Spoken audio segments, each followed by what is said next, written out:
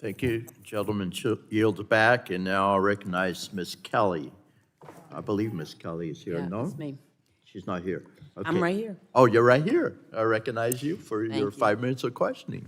First of all, I want to thank the witnesses and your detailed answers. I really, really appreciate it. And I want to thank the parents. I know you came to my office and we've spoken before, but I am compelled to say I don't need a person here to apologize for me. I'm proud of how I carry myself. I'm proud of what I do. I'm proud that I'm on the bills that you guys have talked about. I am an ally.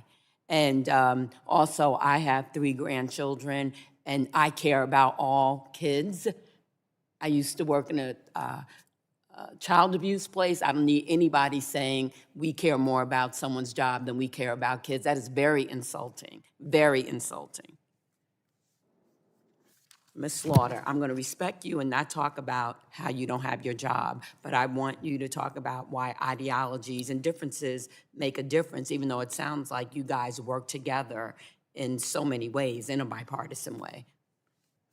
Sure, thank you. I think it is incredibly valuable for Congress, for the public, and most importantly, for the people that we serve, for the FTC to function as Congress designed, as a multi-member agency with bipartisan representation, with commissioners who serve staggered terms over years, so that we can work with each other, learn from each other, build towards consensus where it's available, and respectfully disagree with each other where that consensus can't be found.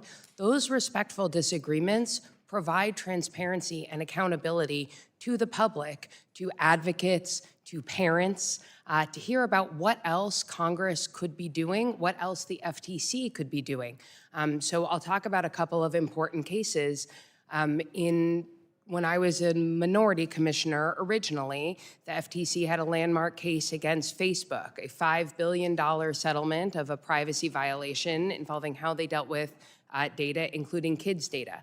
I dissented from that settlement because even though the majority at the time thought that $5 billion was a lot of money, I thought it wasn't enough to be effectively deterrent for that company.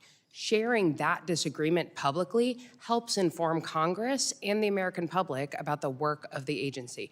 I'll give you another example related to kids. Another settlement I dissented from was the FTC settlement with Google and YouTube over child-directed content on YouTube in violation of COPPA.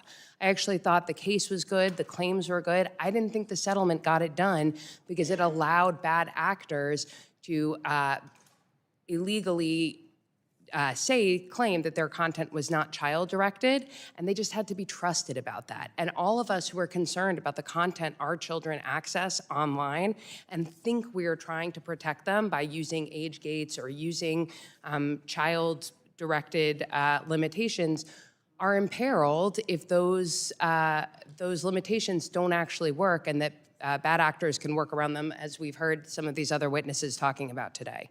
Thank you. Also, we've talked mostly about young children, but also there are seniors and other vulnerable populations, and of course, young children also. And I plan to we introduced my Protecting Seniors from Emergency Scams Act, which will help help older adults identify scams. And I hear you about the children, because I look at my grandson and sometimes I've said, what is this? But the only thing is he does ask. His mother has, I think, scared him to death if he does it. So he does ask first. But I have seen some interesting things on his phone. Can you talk about the malicious actors and, if the FTC is significantly weakened because of fired commissioners and people not being there?